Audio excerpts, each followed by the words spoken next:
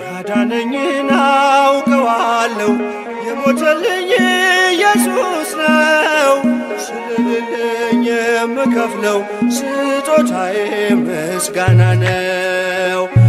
ጨለማዬን አስወግዶ ያበራልኝን አውቃለሁ።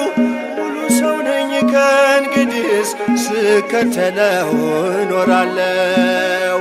የብርሃንን ልዩ ውበት ፊት ለፊቴ ቆሞ አየሁት።